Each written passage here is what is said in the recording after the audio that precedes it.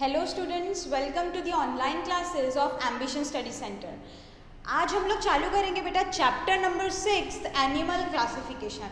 आज हम लोग जो चैप्टर चालू करने वाले हैं वो है बेटा हमारा चैप्टर नंबर 6 एनिमल क्लासिफिकेशन। लेकिन ये चैप्टर चालू करने से पहले हम थोड़ा सा बेसिक्स का रिविजन करेंगे बेटा। यू नो कि हमने क्लासिफिकेशन ऑफ लिविंग ऑर्गेनिजम्स जो है, लिविंग ऑर्गेनिजम्स का जो क्लासिफिकेशन है बेटा, ये हमने 8th से ही पढ़ना चालू किया था। 8th में हमने सबसे पहले देखा था विटेकर्स 5 किंगडम क्लासिफिकेशन। यहाँ पे हम अभी देखेंगे भी, हमने विटेकर्स 5 किंगडम क्लासिफिकेशन 8th में पढ़ा था, जहाँ पे हमने किंगडम मोनेरा, प्रोटिस्टा और फंगस के बारे में पढ़ा था बेटा। फिर 9th स्टैंडर्ड में हमने पढ़ा है किंगडम प्लांटी। 9th स्टैंडर्ड में हमारे को चैप्टर था किंगडम प्लांटी, जहाँ पे हमने प्लांट का पूरा क्लासिफिकेशन देखा था, ब्रायोफाइटा, थैलोफाइटा, टेरिडोफाइटा, है ना। उसके बाद में और क्रिप्टोगैम्स, फैनेरोगैम्स, एंजियोस्पर्म्स, जिम्नियोस्पर्म्स, डाइकॉट, मोनोकॉट, ये सारे हमने प्लांट का क्लासिफिकेशन 9th में पढ़ लिया है। अब वो जो 5 किंगडम क्लासिफिकेशन में जो 5वां 5th किंगडम और सबसे बड़ा किंगडम बचता है वो है किंगडम एनिमेलिया। किंगडम एनिमेलिया जिसपे सारे के सारे एनिमल्स इंक्लूडेड है बेटा, है ना, जिसमें सारे एनिमल्स इंक्लूडेड है, इसलिए वो सबसे बड़ा किंगडम बन जाता है। तो वो animal classification, that animal classification we have to see today in our 6th chapter animal classification. वो जो किंगडम एनिमेलिया है वो पूरा अभी हम 10th में पढ़ने वाले हैं बेटा, पूरा 10th में पढ़ने वाले। ओके, सो थोड़ा सा हम लोग रिवाइज करते हैं कि किस तरीके से विटेकर ने 5 किंगडम क्लासिफिकेशन दिया था। ओके, सो सबसे पहले उसने लिविंग ऑर्गेनिजम्स को 2 इसमें डिवाइड किया था। वन वाज प्रोकैरियोट और यूकैरियोट। प्रोकैरियोट और यूकैरियोट क्या होते हैं, इसका मैंने आपको पहले भी होमवर्क दिया था एक बार। प्रोकैरियोट और यूकैरियोट के बीच में का डिफरेंस बिटवीन तैयार करने के लिए, इफ़ आपने तब नहीं किया है तो आपको अभी तो भी कर लेना है बेटा। प्रोकैरियोटिक और यूकैरियोटिक के बीच का डिफरेंस हमको निकाल लेना है। थोड़ा सा बता देती हूँ basic. Prokaryotic cell primitive cell होते हैं जिसमें न्यूक्लियस नहीं होता है, न्यूक्लियस नहीं होता है, न्यूक्लियोइड उनके पास में होता है, मतलब न्यूक्लियस के ऊपर में न्यूक्लियर मेम्ब्रेन वहाँ प्रेजेंट नहीं होती है प्रोकैरियोटिक में, और यूकैरियोटिक में न्यूक्लियर मेम्ब्रेन प्रेजेंट होती है, या वेल डिफाइंड न्यूक्लियस हम कह सकते हैं यूकैरियोटिक में होता है। ओके, और क्या होता है यूकैरियोटिक में? यूकैरियोटिक में होता है मेम्ब्रेन बाउंड सेल ऑर्गेनल्स, जैसे कि माइटोकॉन्ड्रिया वगैरह, ऐसे सेल ऑर्गेनल्स जिनके ऊपर में मेम्ब्रेन है वो प्रेजेंट होता है यूकैरियोटिक सेल्स में। और जिनमें प्रेजेंट नहीं होते हैं मेम्ब्रेन बाउंड सेल ऑर्गेनल्स बेटा, उनको हम कहते हैं प्रोकैरियोटिक सेल्स या प्रोकैरियोटिक ऑर्गेनिजम्स। ओके, उनको हम कहते हैं प्रोकैरियोटिक सेल्स और प्रोकैरियोटिक ऑर्गेनिजम्स। तो सबसे पहले उसके बेसिस पे उसने डिवाइड किया। फिर जो भी सारे प्रोकैरियोट्स थे, ठीक है, जितने भी प्रोकैरियोट्स थे उसको रखा गया था किंगडम मोनेरा में। किंगडम मोनेरा, जितने भी प्रोकैरियोट्स थे उनको रखा गया था बेटा किंगडम मोनेरा में। फिर यूकैरियोटिक को भी उन्होंने डिवाइड किया। अभी यूकैरियोटिक जो है वो यूनिसेलुलर भी हो सकते हैं, made up of single cell, या मल्टी सेलुलर भी हो सकता है, मोर देन वन सेल। अगर वो यूनिसेलुलर है, यानी यूकैरियोटिक में जितने भी यूनिसेलुलर है, यानी यूनिसेलुलर यूकैरियोट्स, सारे के सारे आ जाते हैं किंगडम प्रोटिस्टा में, सारे के सारे आते हैं किंगडम प्रोटिस्टा में। उसके बाद में जो मल्टी सेलुलर है, अब मल्टी सेलुलर को फिर उसने डिवाइड किया था, एक विथ सेल वॉल, एक विदाउट सेल वॉल। एक जिसमें सेल वॉल प्रेजेंट है सेल के ऊपर में, और दूसरा जिसमें सेल के कवरिंग में, सेल के आजू बाजू में कोई भी सेल वॉल प्रेजेंट नहीं है। तो जिसमें सेल वॉल प्रेजेंट है, ऐसे भी 2 तरीके के होते हैं। एक हो सकते हैं ऑटोट्रॉप्स, सेल वॉल भी है और ऑटोट्रॉपिक भी है। ऑटोट्रॉपिक मतलब प्रोड्यूसर, जो खुद का फूड खुद बनाते हैं, और दूसरे हेटेरोट्रॉप्स, दूसरे वर्ड हेटेरोट्रॉप्स। हेटेरोट्रॉप्स मतलब those who are dependent on other living organisms for their food requirement, जो दूसरे पे डिपेंडेंट होते हैं फूड के लिए, वो हेटेरोट्रॉप्स।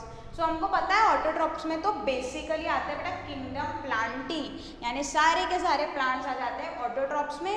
और प्लांट सेल में सेल वॉल भी होती है, वो मल्टी सेलुलर भी है और वो यूकैरियोटिक भी है ना। और वहीं अगर हम बात करते हैं हेटेरोट्रॉप्स की, तो हेटेरोट्रॉप्स में बेसिकली 2 आ जाएंगे बेटा, एनिमल्स और फंगस, एनिमल्स और फंगस। लेकिन हमको पता है एनिमल के सेल में सेल वॉल नहीं होती है।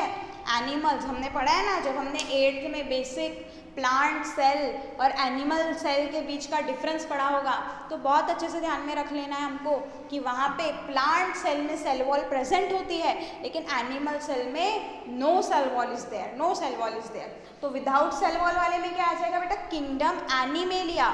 विदाउट सेल वॉल में आता है किंगडम एनिमेलिया, और विथ सेल वॉल में दो आ जाते हैं, एक ऑटोट्रॉप्स, दूसरा हेटेरोट्रॉप्स। ऑटोट्रॉप्स में किंगडम प्लांटी और हेटेरोट्रॉप्स में किंगडम फंगाई। किंगडम फंगाई हमने पढ़ा था, देखो याद करो थोड़ा सा फंगस, इफ किसी को याद है तो बहुत अच्छी बात है कि फंगस का जो सेल वॉल है वो चिटिन का बना हुआ होता है, यानी फंगस के पास में सेल वॉल होता है, लेकिन वो ऑटोट्रॉपिक नहीं होती है बेटा। फंगस फंगस कैसी होती है, सैप्रोफाइटिक होती है ना, डेड और डिकेइंग ऑर्गेनिजम्स से वो फूड ऑब्टेन करती है, ठीक है। सो एक तरीके से वो हेटेरोट्रॉप्स में ही आ जाएगा, खुद फूड नहीं बना रही है। सो ये था विटेकर का 5 किंगडम क्लासिफिकेशन।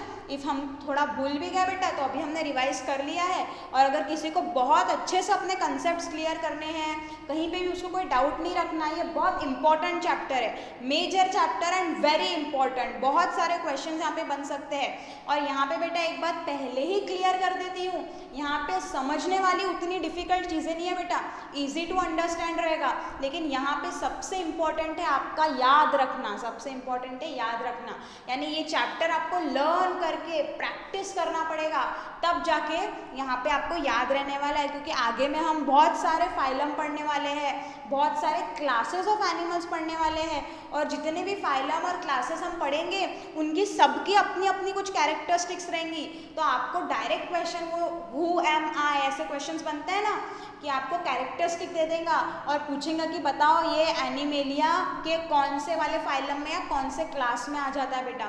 तो उसके लिए आपको हर एक फाइलम, हर एक क्लास की कैरेक्टरिस्टिक्स याद होनी चाहिए। सो अगेन मैं बोल रही हूँ, it is not difficult to understand, क्योंकि हमको तो यहाँ पे पढ़नी है बेटा कि कौन सा एनिमल्स में कैसी कैरेक्टरिस्टिक होती है, उनको कैसे हमने क्लासीफाई किया है, लेकिन वो सारी चीज़ें आपको आसानी से समझ में आ जाएंगी। यहाँ पे जो दिक्कत वाली बात है, यहाँ पे जो इम्पोर्टेंट काम आपको करना है वो है बेटा लर्न करने का।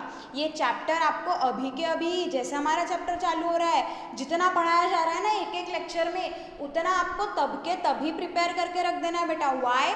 बिकॉज अगर आप पूरा चैप्टर खत्म होने के बाद अगर ये प्रिपेयर करने का सोचोगे तो बहुत डिफिकल्ट टास्क आपको जाने वाला है, ठीक है, क्योंकि इतना सारा एक साथ याद रखना is not possible.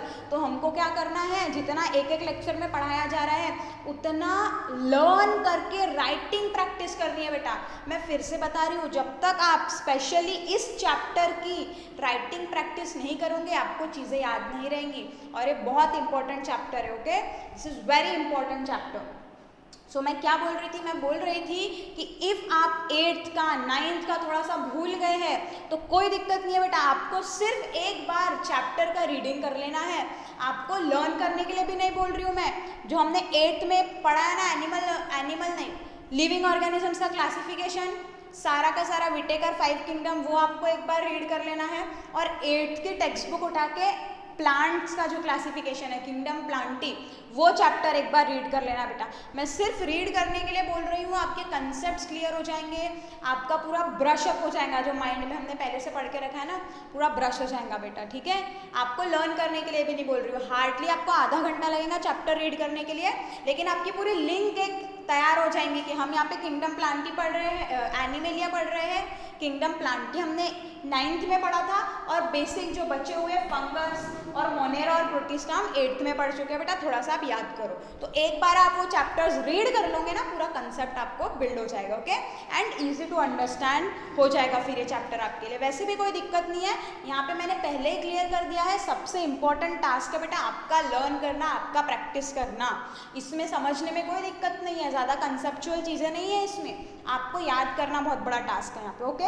So I hope कि आप लोग जैसे ही एक लेक्चर होता है वैसे उतना प्रैक्टिस कर लेंगे, क्योंकि जिसको अच्छे से स्कोर करना है, जिसको अबव 95% लाना है बेटा, तो वो स्टूडेंट तो ये चीज़ करेगा ही। और अभी तो आपके हाथ में गोल्डन अपॉर्चुनिटी है, एक तरीके से आप घर में हो पूरा टाइम, आप अपने घर के कंफर्ट में बैठ के बहुत अच्छे से चैप्टर प्रिपेयर कर सकते हो, है ना, और बहुत अच्छा स्कोर भी ला सकते हो।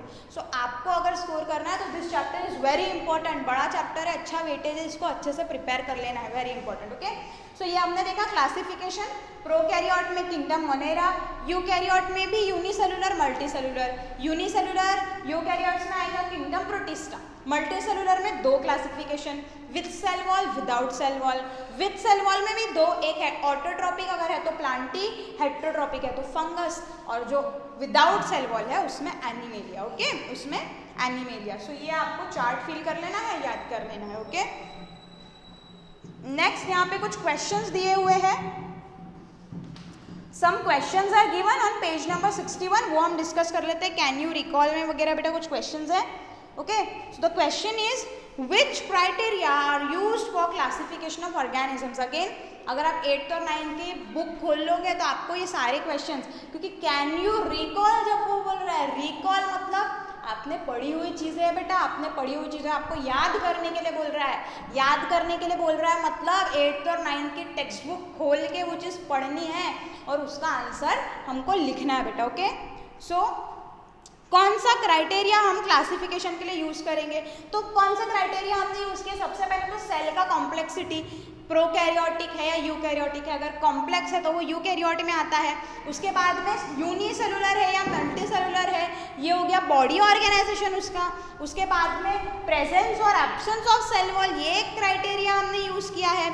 उसके बाद में मोड ऑफ न्यूट्रिशन, ऑटोट्रॉपिक है या हेट्रोट्रॉपिक है, और इसके अलावा हम मोड ऑफ रिप्रोडक्शन भी अभी देख चुके हैं, असेक्सुअल है या सेक्सुअल है। ये सारे बेसिस पे हम क्या कर सकते हैं, लिविंग ऑर्गेनिजम्स को क्लासीफाई कर सकते हैं। क्राइटेरिया मतलब ही क्या, किस बेसिस पे हमने क्लासीफाई किया, किस आधार पे हमने लिविंग ऑर्गेनिजम्स को क्लासीफाई किया, तो वो ही हो गया सेल का कॉम्प्लेक्सिटी, प्रोकैरियोटिक यूकैरियोटिक, फिर यूनिसेलुलर मल्टीसेलुलर, फिर प्रेजेंस और absence of cell wall, mode of nutrition, और इन सब के अलावा मोड ऑफ रिप्रोडक्शन भी एक हो सकता है बेटा। ओके, सो ये क्वेश्चन आपको लिख लेना है, अभी हमने आंसर डिस्कस कर लिया है। अगर आपको और अच्छे से लिखना है तो आप 8th और 9th का टेक्स्ट बुक खोल के देख लो, आपको ये क्राइटेरिया जैसा का वैसा वहाँ पे मिल जाएगा, आपको वहाँ से उठा के अपने नोट्स में कॉपी कर लेना है, लिख लेना है बेटा। ओके, उसके बाद में नेक्स्ट क्वेश्चन दिया है, how plants are classified, plants कैसे क्लासीफाई किए जाते हैं। तो ये भी आप क्या करेंगे, जैसे ही हम किंगडम प्लांटी खोलते हैं तो वहाँ पे आपको देखना ये राइट साइड वाले पेज में नीचे में दिया हुआ है क्लासिफिकेशन। ओके, ये अगर आपने अच्छे से पढ़ा है तो आपको खुद को भी याद होगा बेटा। सो उसमें सबसे पहले हमने देखा था प्रेजेंस और एब्सेंस ऑफ ऑर्गन्स, जैसे कि हम ब्रायोफाइटा, थैलोफाइटा की बात करते हैं तो उनमें प्रॉपरली डेवलप्ड ऑर्गन्स जैसे कि लीव्स, रूट्स ये सब नहीं थे, लेकिन टेरिडोफाइटा और उसके हायर प्लांट्स में ये सारे प्रेजेंट है, तो वो एक हो गया। दूसरा कंडक्टिंग टिश्यूज जैसे कि जाइलम और फ्लोएम, अगेन अगर हम ब्रायोफाइटा और थैलोफाइटा की बात करते हैं तो उनके पास में जाइलम और फ्लोएम नहीं था, कंडक्टिंग टिश्यूज नहीं थे, बट टेरिडोफाइटा में जाइलम और फ्लोएम प्रेजेंट था बेटा। फिर उसके बाद में प्रेजेंस और एब्सेंस ऑफ फ्लावर्स, उसमें आ जाता है आपका फैनेरोग्राम, क्रिप्टोगैम्स, फैनेरोगैम्स जिसमें सीड्स होती है वो फैनेरोगैम मतलब फ्लावर होता है, और क्रिप्टोगैम्स जिसमें सीड, फ्रूट, फ्लावर नहीं होता है। फिर अगर उसमें सीड्स है तो वो सीड्स फ्रूट में एनक्लोज्ड है क्या या फ्रूट में एनक्लोज्ड नहीं है, उसके बेसिस पे हो जाता है जिम्नोस्पर्म्स एंड एंजियोस्पर्म्स।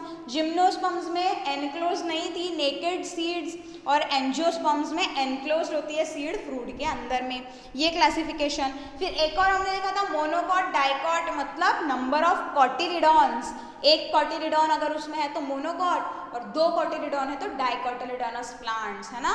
सो ये सारा हो गया हमारा क्राइटेरिया किसके लिए, प्लांट्स के क्लासिफिकेशन के लिए। तो सबसे पहले हमने देखा कि ऑर्गेनिजम्स को, लिविंग ऑर्गेनिजम्स को कैसे क्लासीफाई करेंगे, उसके बाद हमने देखा कि हम प्लांट्स को कैसे क्लासीफाई करेंगे, और हमने थोड़ा सा 5 किंगडम क्लासिफिकेशन का रिवीजन किया। ओके बेटा, सो ये सारा हमने 8th और 9th का ही रिवाइज किया अभी तक, ये सारी चीज़ें हम 8th 9th क्लास में पढ़ चुके हैं, ये वही हमने रिवाइज किया है। अभी हम चलते हैं हमारे आज के टॉपिक की तरफ, दैट इज एनिमल क्लासिफिकेशन। सो हमको पता है जितनी डाइवर्सिटी प्लांट या दूसरे ऑर्गेनिजम्स में नहीं है, उससे कई ज़्यादा डाइवर्सिटी बेटा किस में प्रेजेंट है, एनिमल्स में प्रेजेंट है। यूनिसेलुलर से लेके बहुत बड़े बड़े एनिमल्स, उसके बाद में और क्या क्या डिफरेंसेस हमको देखने को मिलते हैं, कुछ एक्वाटिक एनिमल्स है, कुछ लैंड पे रहते हैं, कुछ स्विम करते हैं, कुछ फ्लाई करते हैं, उसके बाद में ऐसी अलग अलग varieties around 7 million species of animals earth पे प्रेजेंट है।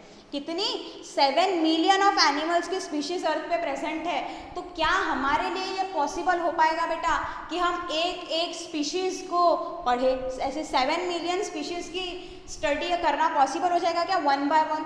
No, it is not possible, convenient भी नहीं है। तो इसीलिए क्या ज़रूरी वहाँ पे हो जाता है? क्लासिफिकेशन। जब हम क्लासीफाई करेंगे तो क्या हो जाएगा बेटा? क्लासीफाई करने की मदद से क्या होता है? It makes the study easy. जब किसी को भी, कोई भी साइंटिस्ट को, कोई भी जूलॉजिस्ट को एनिमल के बारे में स्टडी करनी है और उसके पास में ऐसा क्लासिफिकेशन तैयार है, तो जो उसके इंटरेस्ट का एनिमल है, जो उसके इंटरेस्ट की स्पीशीज़ है, वो इजीली उसकी स्टडी कर सकता है। लेकिन अगर हम ऐसे इंडिविजुअली 7 मिलियन स्पीशीज़ की स्टडी करें तो वो पॉसिबल नहीं होगा बेटा। तो क्लासिफिकेशन हमको स्टडी करने में बहुत बेनिफिशियल है, बहुत आसान हमारी स्टडी वगैरह वो बना देता है। ओके, तो सबसे पहले हम देखते हैं कि क्लासिफिकेशन है क्या बेटा।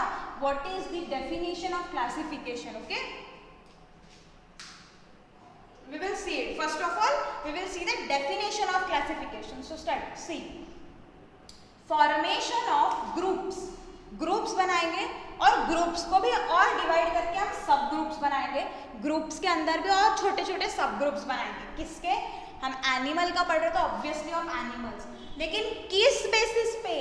Depending on similarities and differences among animals is called animal classification. Simple सा एक एग्जांपल लेते हैं, है ना। हम लोग फूड खाते हैं, तो हमने फूड में भी क्लासिफिकेशन बना के रखा है बेटा। एक होता है स्टार्टर्स जो पहले खाए जाते हैं, एक होता है मेन कोर्स जो हमारा मेन खाना होता है, दाल चावल रोटी सब्जी। फिर आता है डेजर्ट्स मतलब स्वीट डिश, है ना। तो ये क्या बेटा? क्लासिफिकेशन ही हमने कर दिया है। जो चीज़ शुरू में खाई जाती है यानी वो हो गई सिमिलैरिटीज, तो वो हो गया हमारा स्टार्टर। जो चीज़ मेन हमारा फूड है वो हो जाएगा मेन कोर्स। लेकिन मेन कोर्स और स्टार्टर्स में डिफरेंस है ना, तो उसमें अलग ग्रुप 2 क्रिएट हो गए। जो स्वीट डिश है वो आ गई डेजर्ट्स में, यानी वो सिमिलैरिटी और उनके बीच के डिफरेंसेस के बेसिस पे ही तो हमने उनको डिवाइड किया है, वो हो गया फूड का क्लासिफिकेशन। ऐसे ही हम एनिमल का भी तो क्लासिफिकेशन कर सकते हैं। उनमें जो सिमिलैरिटीज़ है, जो डिफरेंसेस है, उसके बेसिस पे हम ये क्लासिफिकेशन करते हैं बेटा। सिमिलैरिटीज़ और डिफरेंसेस मतलब जो भी एनिमल्स में कोई कॉमन कैरेक्टरिस्टिक है, मतलब वो हो गई उनके बीच के सिमिलैरिटीज़, तो हम उसको रख देंगे एक ग्रुप में। जैसे हमने ये ब्रॉडली किया, जो भी सारे ऑटोट्रॉप्स थे, जो प्रोड्यूसर थे, जो अपना खाना खुद बनाते थे, हमने उन सबको किंगडम प्लांटी में डाल दिया, है ना। हमने उन सबको किंगडम प्लांटी में डाल दिया। ये हो गई सिमिलैरिटी। लेकिन ये डिफरेंसेस भी है, यहाँ पे ये खुद खाना बना रहे हैं, हेट्रोट्रॉप्स खुद खाना नहीं बना रहे हैं, तो ये हो गया डिफरेंसेस। तो ये दोनों देखो अलग ग्रुप में आ गए, अलग किंगडम में आ गए। समझ में आ रहा है? तो सेम कंसेप्ट हम एनिमल्स के ऊपर में लगाएंगे। ऐसे जो भी एनिमल्स जिनमें हमको कुछ कॉमन कैरेक्टरिस्टिक्स देखने को मिल रही है वो एक ग्रुप में आ जाएंगे, और जिनमें अलग अलग है, डिफरेंसेस है, तो वो अलग अलग ग्रुप में चले जाएंगे। समझ में आ रहा है? सो हमने क्या किया? हमने फॉर्म किए क्या? ग्रुप्स और सब ग्रुप्स ऑफ एनिमल्स, उनके बीच की सिमिलैरिटीज और डिफरेंसेस के बेसिस पे, और उसी को कहा जाता है एनिमल क्लासिफिकेशन। इजी डेफिनेशन है, लिख लेंगे, याद भी कर लेंगे बेटा। ओके, नेक्स्ट हम देखते हैं history of animal classification. History of animal classification मतलब हमको पता है सब साइंटिस्ट जो है वो अपने अपने तरीके देते हैं क्लासिफिकेशन करने के, है ना। अपने अपने तरीके वो बताते हैं क्लासिफिकेशन करने के। जैसे कि सबसे पहले एनिमल को क्लासिफाई करने का अटेम्प्ट किया था बेटा, साइंटिस्ट थे एरिस्टोटल। कौन साइंटिस्ट? एरिस्टोटल, ग्रीक फिलोसोफर, यानी ग्रीस के वो साइंटिस्ट थे, फिलोसोफर थे एरिस्टोटल। उन्होंने सबसे पहले for the first time, he was the first person to classify animal. तो उन्होंने कुछ बेसिस डिसाइड किया होगा ना, जैसे हमने बेसिस पढ़ा, इनके भी क्लासिफिकेशन का बेसिस है, यूनिसेलुलर है कि मल्टीसेलुलर। बेसिस मतलब किस आधार पे हम क्लासीफाई कर रहे हैं। तो उन्होंने किया था बॉडी के साइज के ऊपर में, हैबिट के ऊपर में उनकी, और हैबिटेट मतलब वो कहाँ पाए जाते हैं, उसके बेसिस पे एरिस्टोटल ने सबसे पहले एनिमल्स को क्लासिफाई किया था। और उस मेथड को बोला गया आर्टिफिशियल मेथड। उसको क्या बोला गया? Artificial method. तो अगर आपको क्वेश्चन आ जाता है व्हाट इज आर्टिफिशियल मेथड, तो आपको बताना पड़ेगा it is the method of classification of animals given by Aristotle. और किस पे बेस्ड है वो? बॉडी साइज पे और हैबिटेट वगैरह पे वो बेस्ड है। ओके, फिर उसके बाद जो दूसरे साइंटिस्ट थे थियोफ्रेस्टस, प्लाइनी, जॉन रे, है ना, जॉन ही है ना, जॉन रे, देन लिनस, ये अलग अलग साइंटिस्ट थे जिन्होंने भी आर्टिफिशियल मेथड का ही अलग अलग अपना अपना क्लासिफिकेशन दिया। मतलब यही बेसिस पे, लगभग इसी बेसिस पे उन्होंने भी खुद के एनिमल क्लासिफिकेशंस दिए, है ना। जैसे हमने देखा ना बेटा कि थ्योरी ऑफ इवोल्यूशन या theory of origin of life on earth की अगर हम बात करें तो हमने वहाँ पर डिस्कस किया था कि बहुत सारे साइंटिस्ट ने अपनी अपनी थ्योरीज दी कि कोई लाइफ स्पॉन्टेनियसली आ गई, लाइफ स्पेस से आई, लेकिन जो थ्योरी थी कौन सी? थ्योरी ऑफ इवोल्यूशन या theory of origin of life on earth, कि लाइफ पहले ओशन में फॉर्म हुई, है ना, नॉन लिविंग से लिविंग ऑर्गेनिजम्स बने और उससे अलग अलग बने, तो ये थ्योरी एक्सेप्टेड थी। वैसे ही सब साइंटिस्ट ने अपने अपने क्लासिफिकेशन दिए, सबके क्लासिफिकेशन में कुछ कुछ खामियां थी, है ना, तो वो सारे अच्छे से लोगों ने एक्सेप्ट नहीं किए। अब जो सबसे बेस्ट क्लासिफिकेशन होगा वही लोगों ने एक्सेप्ट किया। तो हम हिस्ट्री देख रहे हैं कैसे कैसे लोगों ने क्लासीफाई किया, तो ये सब ने भी आर्टिफिशियल मेथड से ही किया। उसके बाद आया बेटा नेचुरल सिस्टम ऑफ क्लासिफिकेशन। उसके बाद आया नेचुरल सिस्टम ऑफ क्लासिफिकेशन जो बेस्ड था बॉडी ऑर्गेनाइजेशन पे। जो किस पे बेस्ड था बेटा? बॉडी ऑर्गेनाइजेशन पे बेस्ड था। वो बॉडी ऑर्गेनाइजेशन मतलब यूनिसेलुलर है क्या, मल्टी सेलुलर है, वो टाइप्स ऑफ सेल, किस तरीके के सेल उसमें है, क्रोमोसोम्स उसमें कैसे है, कैसी प्रोसेस वो सेल के अंदर हो रही है, ये सारे के ऊपर में बेस्ड था नेचुरल सिस्टम ऑफ क्लासिफिकेशन। और उसके बाद में एक और क्लासिफिकेशन दिया जो किस पे बेस्ड था? It was based on evolution. Evolution के बेसिस पे जो पहले आए उनको एक क्लास में रखा होगा, है ना, उस तरीके से वो सिस्टम ऑफ क्लासिफिकेशन किसने फॉलो किया था? डब्जेंस्की और मेयर, ये दो साइंटिस्ट थे जिन्होंने इवोल्यूशन के बेसिस पे क्लासिफिकेशन दिया। और अभी अभी रिसेंट में कार्ल वूज ने भी एक एनिमल क्लासिफिकेशन प्रपोज किया है। किसने? कार्ल वूज ने भी एनिमल का क्लासिफिकेशन दिया, यानी इतने अलग अलग साइंटिस्ट ने दिया। जो हमको इस चैप्टर में पढ़ना है क्लासिफिकेशन, वो है traditional method of animal classification. Traditional method यानी जो हमेशा से एग्जिस्टिंग है, जो बेस्ड है वर्टिब्रल कॉलम या नोटोकॉर्ड के ऊपर में, नोटोकॉर्ड है ना, प्रेजेंस और अब्सेंस ऑफ नोटोकॉर्ड के उसमें वो के ऊपर में वो बेस्ड है। नॉन कॉर्डेट्स और कॉर्डेट्स उसमें आ जाता है बेटा, वो अभी हम देखेंगे, लेकिन उसके पहले हम डिस्कस करेंगे बेनिफिट्स ऑफ एनिमल क्लासिफिकेशन। तो ये सब था हमारा इंट्रोडक्शन रिवीजन वाला पार्ट। अभी हम देखते हैं कि एक्चुअली में बेनिफिट क्या है एनिमल के क्लासिफिकेशन के और traditional method of animal classification.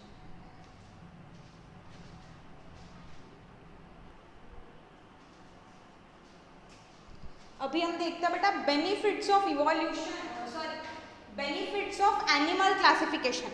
Animal classification करने के फायदे क्या है, एनिमल को क्लासिफाई करना क्यों है, ये सारे हमको पॉइंट्स अभी देखने हैं। तो सबसे पहला है study of animals become convenient, यानी एनिमल्स की स्टडी करना आसान हो गया है।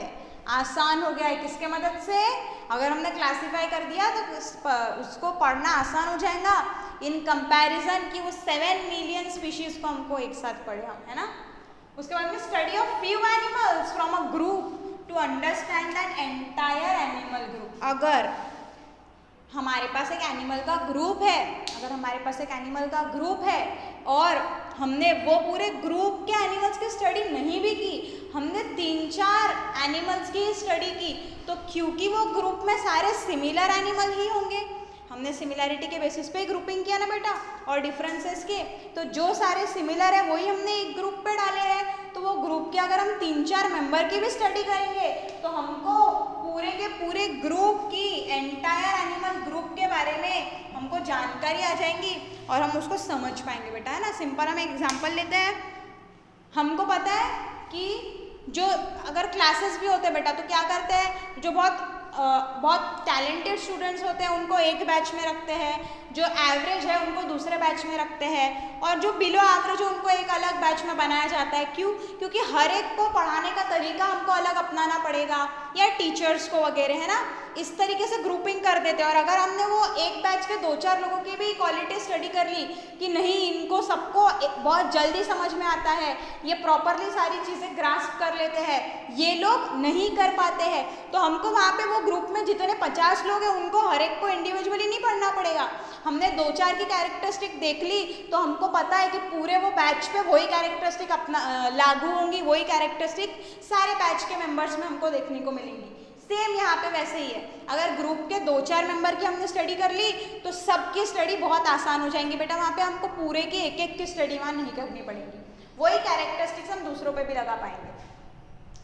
It gives idea about animals evolution, हम क्लासीफाई करेंगे तो हमको इवोल्यूशन का भी वहाँ पे आइडिया लग जाएगा, क्योंकि हमने देखा था इवोल्यूशन में, जब हमने चैप्टर में एविडेंसेस ऑफ इवोल्यूशन देखे थे तो वहाँ हमने अलग अलग ग्रुप्स देखे थे, लाइक रेप्टाइल्स, फिशेस, एम्फीबियंस, और हमने देखा था कौन किससे इवॉल्व हुआ, क्योंकि उनके बीच में कुछ कॉमन कैरेक्टरिस्टिक्स थी, जैसे लंग फिश वगैरह थी। तो हमने देखा कि जो एम्फीबियंस थे वो कहाँ से आए, वो एम्फीबियंस जो थे वो कहीं ना कहीं एक्वाटिक एनिमल्स से ये इवॉल्व हुए, ऐसे सारे हमने कनेक्टिंग लिंक में देखा था बेटा, है ना। तो वहाँ पे हमको पता चला कि एनिमल क्लासिफिकेशन हम करेंगे, उनकी कैरेक्टरिस्टिक स्टडी करेंगे तो हमको इवोल्यूशन को भी समझने में वहाँ पे आसानी जाएगी या वो हेल्पफुल होगा। उसके बाद में animals can be easily identified with a great accuracy, यानी अगर हमने एक ग्रुप की कैरेक्टरिस्टिक बोल दी कि अगर मैं अभी बोल रही हूँ आपको कि एक ऑर्गेनिज्म है जिसमें सेल वॉल भी है लेकिन वो heterotrophic mode of nutrition follow करता है और वो मल्टी सेलुलर भी है और वो यूकैरियोटिक भी है, तो कौन हो जाएगा बेटा, वो कमेंट करके बताओ तो। हेट्रोट्रॉपिक है, मल्टी सेलुलर है, यूकैरियोटिक है और विथ सेल वॉल है, कौन सा ग्रुप हो जाएगा? कौन सा ग्रुप हो जाएगा बताओ, कमेंट करो कौन सा ग्रुप हो जाएगा। It will be kingdom fungi, अभी हमने देखा थोड़ी देर पहले, यानी उसके कैरेक्टरिस्टिक्स के मदद से हमने क्या किया, वो किंगडम को आइडेंटिफाई किया।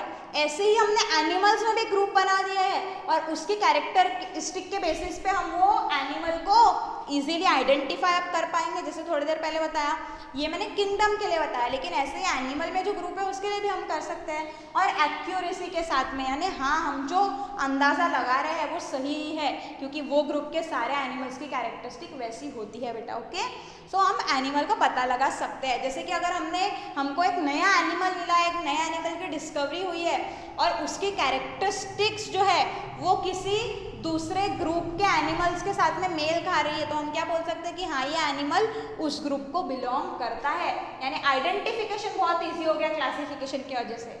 उसके बाद में relationship between animals with other living organisms, it helps to understand the habitat of each animal and its exact role in nature. Next point है relationship of animals with other animals, यानी animal दूसरे animal से कैसे जुड़ा है, जैसे हमने connecting link वाला देखा ना, एक एनिमल दूसरे ग्रुप से कैसे जुड़ा हुआ है वो भी हम वहाँ से पता लगा सकते हैं क्लासिफिकेशन की मदद से। फिर हैबिटेट ऑफ ईच एनिमल, कौन सा एनिमल कैसे एरिया में कौन सा हैबिटेट में रहता है वो वहाँ से पता लगाया जा सकता है, समझा जा सकता है।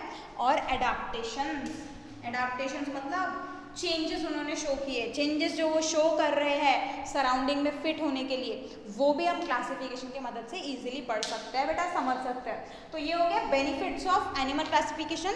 अच्छे से पॉइंट्स याद करके कॉपी में लिख लेना है बेटा, 2 मार्क्स क्वेश्चन यहाँ पे इजीली बन सकता है। अभी we will see the traditional method of animal classification, animals को ट्रेडिशनली किस तरीके से क्लासीफाई किया गया है। Okay, we will move forward to that now.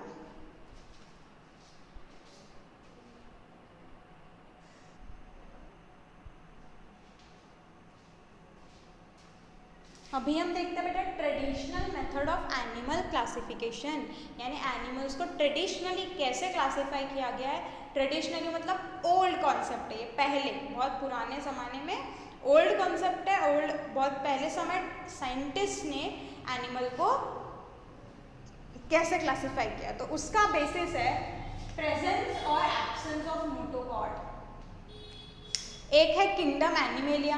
Kingdom animalia को हम डिवाइड कर रहे हैं अभी क्योंकि उसमें 7 मिलियन स्पीशीज है, हमको उसको क्लासीफाई करना है। तो सबसे पहला बेसिस वहाँ पे बना क्लासिफिकेशन का प्रेजेंस और एब्सेंस ऑफ नोटोकॉर्ड। किसी में नोटोकॉर्ड प्रेजेंट है, किसी में नहीं है। तो उसके लिए हमको सबसे पहले समझना पड़ेगा कि ये नोटोकॉर्ड क्या होता है। ये नोटोकॉर्ड क्या होता है? तो नोटोकॉर्ड का definition, it is a long rod like supporting structure present on dorsal side. देखो क्या है ये जो नोटोकॉर्ड है ना, एकदम रॉड जैसा सपोर्टिंग स्ट्रक्चर होता है ना, बॉडी को सपोर्ट कर रहा है, बॉडी को सपोर्ट कर रहा है। एक स्ट्रॉन्ग होता है, रॉड जैसा स्ट्रक्चर होता है, स्ट्रॉन्ग होता है, ठीक है। कौन सी साइड में प्रेजेंट है? डोर्सल साइड यानी बैक साइड में। डोर्सल मतलब बैक, वेंट्रल मतलब फ्रंट, इतना समझ लो, ठीक है। डोर्सल मतलब बैक, डोर्सल का मतलब होता है बैक साइड, पीछे वाला साइड, ठीक है, हमारा बैक साइड। और वेंट्रल आगे आने वाला है, वेंट्रल का मतलब होता है फ्रंट, लिख के रख लेंगे हमारे कॉपीज में, ठीक है। सो नोटोकॉर्ड क्या है बेटा? एक स्ट्रॉन्ग सपोर्टिंग स्ट्रक्चर है, बॉडी को सपोर्ट प्रोवाइड कर रहा है, ठीक है।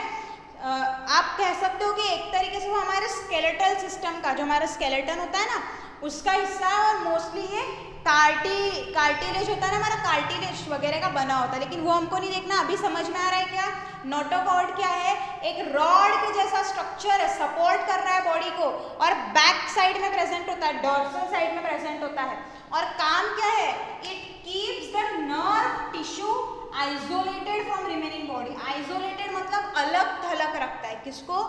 नर्व टिश्यूज को। नर्व टिश्यूज मतलब न्यूरॉन्स, हमको पता है ना, न्यूरॉन्स पूरे बॉडी के जुड़ के एक नर्व कॉर्ड बना लेते हैं, नर्व कॉर्ड बना लेते हैं। सो वही हो गया नर्वस टिश्यू, यानी नर्व कॉर्ड।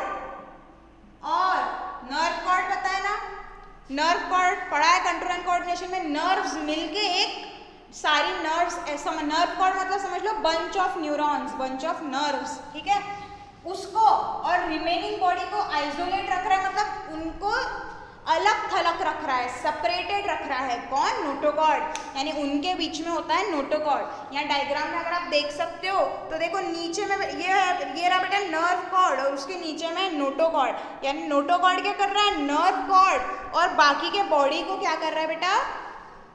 सेपरेटेड रख रहा है, क्योंकि नर्व कॉर्ड को प्रोटेक्शन का जरूरत है, क्योंकि न्यूरॉन्स है ना इसमें, न्यूरॉन्स, और हमको पता है न्यूरॉन्स कितने इंपॉर्टेंट है। एक बार नर्व सेल की डेथ हो गई तो वहाँ नया नर्व सेल नहीं तैयार हो सकता है। ओके, सो ये हो गया नोटोकॉर्ड। समझ में आ गया सबको नोटोकॉर्ड क्या है? फिर से एक बार, एक long rod like supporting structure है जो डोर्सल साइड में यानी बैक साइड में प्रेजेंट होता है। काम क्या है उसका?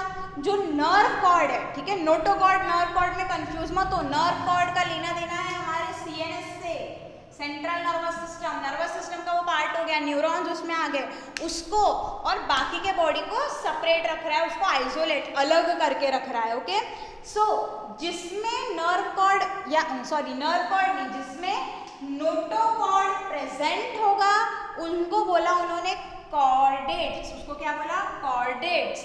और जिसमें नोटोकॉर्ड प्रेजेंट नहीं है उसको बोला नॉन कॉर्डेट्स, ठीक है। तो सबसे पहले किंगडम एनिमेलिया, किंगडम एनिमेलिया को हमने दो इसमें डिवाइड किया। किंगडम के बाद क्या आता है? सब किंगडम आता है ना, देखो हमने प्लांट में पढ़ा था, ये हायरार्की ऑफ क्लासिफिकेशन होता है, हायरार्की ऑफ क्लासिफिकेशन। सबसे बड़ा किंगडम, किंगडम को डिवाइड करोगे तो छोटे सब ग्रुप वहाँ तैयार होंगे, किंगडम को डिवाइड करोगे तो सब किंगडम। फिर प्लांट्स में अगर हम देखें तो वहाँ पे आता था बेटा division, class, family, genus, species, इस तरीके से हायरार्की होती है ना। जैसे जैसे डिवाइड करते जाओगे तो आपको और छोटा छोटा ग्रुप मिलते जाएगा ना बेटा, है ना। यानी किंगडम ये सबसे बड़ा हो गया, किंगडम को डिवाइड किया तो हमको क्या मिलेंगे? सब किंगडम। तो हमने किंगडम एनिमेलिया को डिवाइड किया किसके बेसिस पे? प्रेजेंस और एब्सेंस ऑफ नोटोकॉर्ड। तो हमको क्या मिला? नॉन कॉर्डेट्स और कॉर्डेट्स हमको मिले, यानी ये दोनों क्या हो गए? ये हो गए सब किंगडम।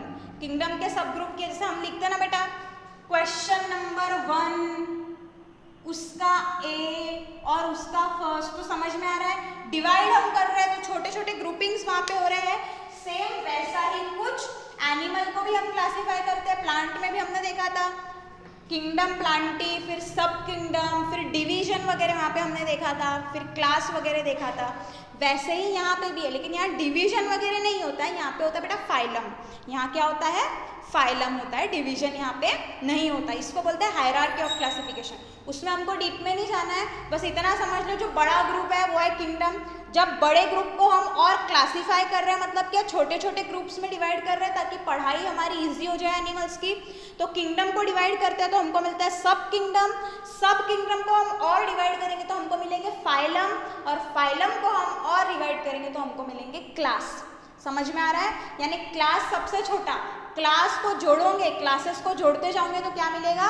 हमको मिलेगा फाइलम। फाइलम को और जोड़ते जाओगे तो हमको क्या मिलेगा? हमको मिलेंगे सब किंगडम, और सब किंगडम को जोड़ोगे तो हमको क्या मिलेगा? किंगडम। तो ऐसे उल्टा चले जाओ, या किंगडम को डिवाइड किया तो सब किंगडम, को डिवाइड किया तो फाइलम, फाइलम को डिवाइड किया तो और सब फाइलम भी वहाँ पे हो सकते हैं, और उसके बाद में आता है बेटा क्लास। समझ में आ गया? यानी क्लास छोटा और किंगडम सबसे बड़ा। तो हमने किंगडम एनिमलिया को दो सब किंगडम में डिवाइड किया, एक नॉन कॉर्डेट, दूसरा कॉर्डेट। एक नॉन कॉर्डेट, दूसरा कॉर्डेट। अभी देखते हैं इनकी कैरेक्टरिस्टिक्स।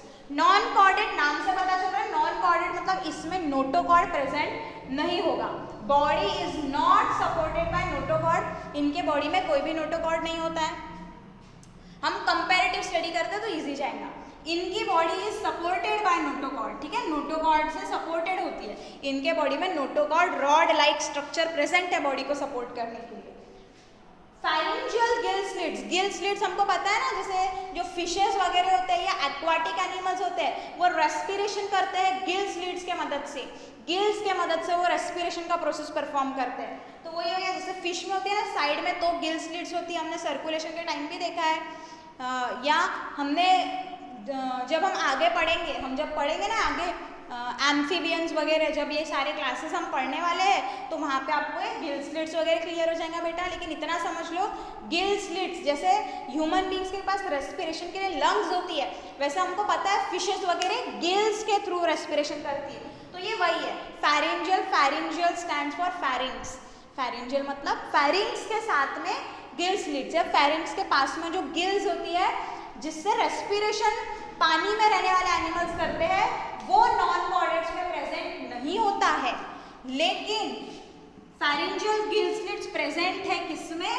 कॉर्डेट्स में। लेकिन अगर वो पानी में रहते हो तो गिल स्लिट्स, लेकिन अगर लैंड पे रहते हैं और एयर में रेस्पिरेशन कर रहे हैं तो उनको लगेंगी लंग्स। तो इनके पास में एक तो फैरिंजियल गिल स्लिट्स या लंग्स प्रेजेंट रहेगा, कौन से पर्पस के लिए? रेस्पिरेशन के लिए। इसके पास में नहीं है। तो नॉन कॉर्डेट है मतलब नोटोकॉर्ड नहीं है, तो इसका मतलब ऐसा नहीं है बेटा कि उसमें नर्व कॉर्ड भी नहीं होगा। नर्व कॉर्ड मतलब अभी बताया, nerve tissue, group of neurons, neurons से जुड़ा हुआ है, ठीक है। नोटोकॉर्ड क्या है? सपोर्टिंग रॉड जैसा स्ट्रक्चर जो सपोर्ट कर रहा है। तो यहाँ पे नर्व कॉर्ड हो भी सकती है, नहीं भी हो सकती है। लेकिन अगर नर्व कॉर्ड मतलब अगर उसमें नर्वस सिस्टम डेवलप है और न्यूरॉन्स का ऐसा बंच बना हुआ है, अगर प्रेजेंट है तो वो कौन से साइड पे रहेगा? Ventral side. वेंट्रल मतलब front, front side, sorry front side में रहेगा। और ये नर्व कॉर्ड कैसी होती है? सॉलिड होती है। सॉलिड होगी और पेयर्ड होगी, मतलब पेयर में दो प्रेजेंट होंगी, ठीक है। यहाँ पे तो नर्व कॉर्ड होती है और नर्व कॉर्ड जो होती है वो प्रेजेंट होती है बेटा डॉर्सल साइड, मतलब बैक वाले साइड। डायग्राम में हमने देखा है ऊपर में प्रेजेंट है नर्व कॉर्ड और नर्व कॉर्ड के नीचे में प्रेजेंट है नोटोकॉर्ड। ऊपर में बैक वाले साइड में, पीछे वाले साइड में है, ओके। और नोटोकॉर्ड होती है हॉलो। कैसी है नोटोकॉर्ड? हॉलो, अंदर से खाली। हॉलो मतलब सॉरी नोटोकॉर्ड नहीं बेटा, नर्व कॉर्ड की हम बात कर रहे हैं। नर्व कॉर्ड कैसी है? अगर मैंने नोटोकॉर्ड बोल दिया हो तो सॉरी, वो नर्व कॉर्ड की हम बात कर रहे हैं। डॉर्सल साइड यानी बैक साइड पे। नर्व कॉर्ड मतलब bunch of nerve tissues, bunch of neurons. यहाँ पे हो भी सकता है, नहीं भी हो सकता है। हुआ अगर तो वेंट्रल साइड पे यानी फ्रंट में रहेगा, सॉलिड रहेगी वो और पेयर्ड रहेंगी। और यहाँ पे डॉर्सल यानी बैक साइड पे रहेगा, डायग्राम में भी आप देख सकते हो। और हॉलो मतलब अंदर से खाली वो रहने वाली है, अंदर से खाली, ठीक है। उसके बाद में इनमें अगर हार्ट हो, जरूरी नहीं है कि हार्ट होगा ही, अगर हार्ट है तो हार्ट होता है डॉर्सल साइड, यानी सब उल्टा है। यहाँ पे देखो पीछे वाले साइड में इनमें हार्ट होगा और यहाँ पे हार्ट होता है वेंट्रल यानी फ्रंट साइड में, जैसे कि ह्यूमन बींग्स में होता है। तो कॉर्डेट्स में देखो सारी चीजें सीधी है, नर्व कॉर्ड, ठीक है, और नोटोकॉर्ड, ये सारी डोर्सल साइड पे और हार्ट वेंट्रल साइड पे है, और इसका उल्टा नॉन कॉर्डेट्स में, ठीक है, यहाँ पे नोटोकॉर्ड नहीं है और नर्व कॉर्ड अगर है तो फ्रंट में और हार्ट पीछे में है। तो इस तरीके से कंपैरेटिव स्टडी हमको कर लेनी है, और कैरेक्टरिस्टिक्स से चारों हो गई किसकी, सब किंगडम नॉन कॉर्डेट्स और सब किंगडम कॉर्डेट्स की। अभी इसको भी डिवाइड किया बेटा, नॉन कॉर्डेट्स को 10 फाइलम में डिवाइड किया है, और इसका एक ही फाइलम होता है, इसका एक ही फाइलम होता है फाइलम कॉर्डेटा, और उसको सब फाइलम में डिवाइड किया और फिर उसके क्लासेस है बेटा। ओके, सो इसके बाद हम इसके क्लासिफिकेशन देखते हैं कि इसके अंदर में और कौन से फाइलम और क्लासेस आते हैं। इतना समझ में आ गया सबको, ठीक है। ट्रेडिशनल मेथड पढ़ रहे हैं, प्रेजेंस और एब्सेंस ऑफ नोटोकॉर्ड क्या है वो देखा, नहीं है तो नॉन कॉर्डेट और है तो कॉर्डेट्स। ये नॉन कॉर्डेट्स की कैरेक्टरिस्टिक्स, ये कॉर्डेट्स की कैरेक्टरिस्टिक, इस तरीके से आपको नोट्स पूरे तैयार कर लेने हैं और प्रिपेयर करते चलना है बेटा। ओके, अभी हम देखते हैं एक्चुअली में क्लासिफिकेशन।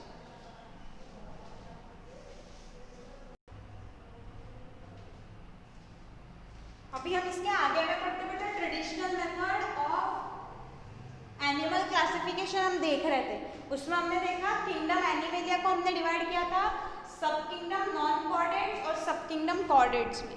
नॉन कॉर्डेट्स में नोटोकॉर्ड एब्सेंट थी, कॉर्डेट्स में नोटोकॉर्ड प्रेजेंट थी, ठीक है, और सारी प्रॉपर्टीज वहां पे हमने देखी। अब हम देखेंगे कि इसके आगे उसको और कैसे डिवाइड कर रहे हैं, और डिवाइड करना है ना हमको उसको। तो जब हम किंगडम को डिवाइड करते हैं तो हमको मिलता है सब किंगडम, हम सब किंगडम को डिवाइड करते हैं तो हमको मिलता है बेटा फाइलम, हम फाइलम को डिवाइड करेंगे तो हमको मिलेंगे सब फाइलम, ठीक है, फाइलम के आगे सब फाइलम। और अगर हम सब फाइलम को डिवाइड करते हैं, अगर हम इस सब फाइलम को डिवाइड करते हैं तो हमको मिलता है बेटा क्लास। ओके, ये तो इस तरीके से हम डिवाइड कर रहे हैं, समझ में आ रहा है। जैसे प्लांट में था ना किंगडम, सब किंगडम, डिवीजन, फिर क्लास, वैसे यहाँ पे किंगडम, सब किंगडम, फाइलम, सब फाइलम और फिर क्लास, ठीक है। तो समझ में आ रहा है। तो हम सबसे पहले देखते हैं जो है सब kingdom non chordates. Non chordates में होता है 10 फाइलम, ठीक है। नॉन कॉर्डेट्स को आगे डिवाइड किया गया बेटा 10 फाइलम में, और जबकि हम कॉर्डेट्स की बात करते हैं तो कॉर्डेट्स सारे के सारे कॉर्डेट्स एक ही फाइलम में आते हैं, फाइलम कॉर्डेटा, वही नाम है उसका। सारे के सारे कॉर्डेट्स एक ही फाइलम में आएंगे, कौन सा, फाइलम कॉर्डेटा। लेकिन इस फाइलम को फिर 3 सब फाइलम में डिवाइड किया गया है। इस फाइलम कॉर्डेटा को 3 सब फाइलम में डिवाइड किया गया है। यहाँ पे ऐसा कुछ नहीं है, यहाँ पे केवल फाइलम है 10 तरीके के, यहाँ पे फाइलम एक ही है, उसको 3 सब फाइलम में डिवाइड किया, इसको आगे कोई सब फाइलम में डिवाइड नहीं किया बेटा। और फिर इसमें से जो एक सब फाइलम है उसको 6 क्लास में भी डिवाइड किया है, सब फाइलम को आगे 6 क्लास में डिवाइड किया। तो यही अभी हमको अच्छे से देखना है। ओके, सो इसके फाइलम देखते हैं। इसके 10 फाइलम है।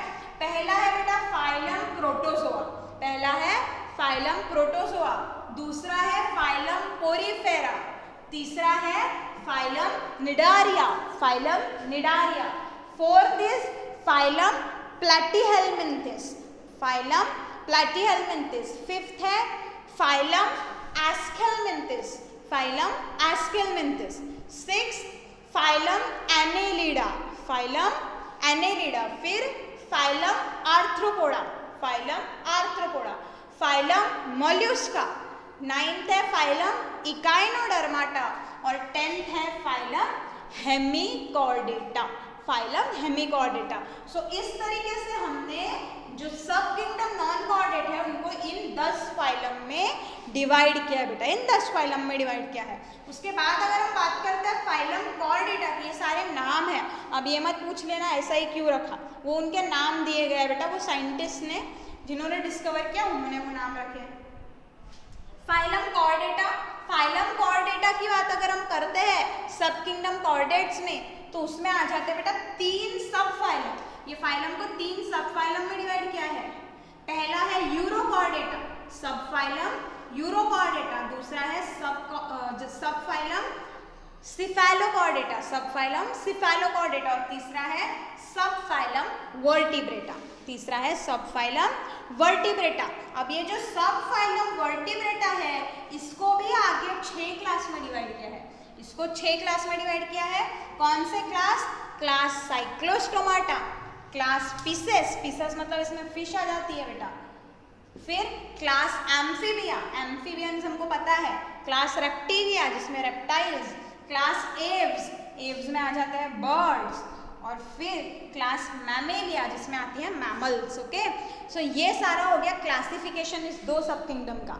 अब जब भी आप नेक्स्ट क्लास में आओ, कल के क्लास में आने से पहले आपको ये चार्ट तो पूरा बाय हार्ट याद हो जाना चाहिए, बाय हार्ट, ये सारे नाम के स्पेलिंग के साथ, सारे ये 10 फाइलम, ये 3 सब फाइलम, ये 6 क्लास, ये पूरे स्पेलिंग के साथ आपको क्लासिफिकेशन याद करके प्रैक्टिस करके ही कल के क्लास में आना है बेटा। मैंने पहले ही बता दिया था इस चैप्टर में आपकी मैक्सिमम चीज़ें याद रखने वाली है, तो ये आपको प्रैक्टिस करना है स्पेलिंग के साथ, याद करके नेक्स्ट क्लास में आना है। क्योंकि अभी ये जो सारे आप 10 फाइलम देख रहे हो, ये एक फाइलम के 3 सब फाइलम, ये तीसरा जो वर्टिब्रेटा है उसके 6 क्लास, तो ये सारे हमको इंडिविजुअली अभी पढ़ने हैं कि पोरीफेरा कैसा होता है, एम्फीबिया, रेप्टिलिया, ये सब कैसे होता है, इनकी क्या कैरेक्टरिस्टिक्स है, ये सब हमको पढ़ना है अच्छे से, हर एक को, और याद भी करना है बेटा। तो शुरू हम यहीं से करेंगे। सबसे पहले हमको नाम तो याद होने चाहिए ना,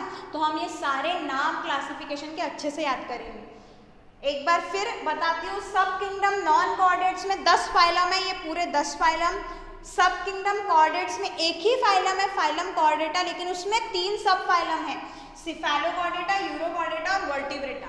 अब ये जो वर्टिब्रेटा है सब फाइलम है, उसमें भी 6 क्लास है। ओके, सो ये 6 क्लास हो गए उसके। सो ये सारे आ जाएंगे वर्टिब्रेटा में, समझ में आ रहा है? ये सारे फाइलम है, इसके आगे में इसको डिवाइड सब फाइलम में नहीं किया गया, सब फाइलम में नहीं किया तो क्लास भी नहीं होंगे ऑब्वियसली। सो ये पूरा क्लासिफिकेशन, पूरे नाम जितने भी बोर्ड पे है, ये क्लासिफिकेशन हमको बहुत अच्छे से बाय हार्ट आज ही याद कर लेना बेटा। ओके, समझ में आ रहा? सो ये था हमारा ट्रेडिशनल मेथड। कन्वेंशनल सिस्टम बोला, कन्वेंशनल मतलब ओल्ड सिस्टम, ठीक है। Old system of animal classification ऐसा था जो आज तक अभी तक प्रैक्टिस में था, लेकिन अभी एक नया सिस्टम ऑफ क्लासिफिकेशन आया है, और वो नया सिस्टम ऑफ क्लासिफिकेशन इससे कुछ बहुत ज़्यादा डिफरेंट नहीं है, लेकिन वहाँ पे उन्होंने क्राइटेरिया ऑफ क्लासिफिकेशन मतलब बेसिस ऑफ क्लासिफिकेशन बताया है, ठीक है। वहाँ पे दिया है ना criteria for new system of classification, यानी जैसे हमने प्लांट का क्लासिफिकेशन का क्राइटेरिया देखा, ऑल लिविंग ऑर्गेनिजम्स का क्लासिफिकेशन का क्राइटेरिया देखा है ना, वैसे ही हमको जो नया सिस्टम है उसका क्राइटेरिया क्या है, यानी वो किस बेसिस पे क्लासीफाई किया है, जिसमें आ जाता है आपका grades of organization, body symmetry, body organization, body cavity, germinal layer और सेगमेंटेशन, ये सारा बेसिस ऑफ क्लासिफिकेशन है न्यू सिस्टम के लिए। वो हम देखेंगे बेटा नेक्स्ट क्लास में, ठीक है। तो ये था हमारा ट्रेडिशनल सिस्टम, ओल्ड सिस्टम, ये पूरा आपको अच्छे से याद कर लेना है।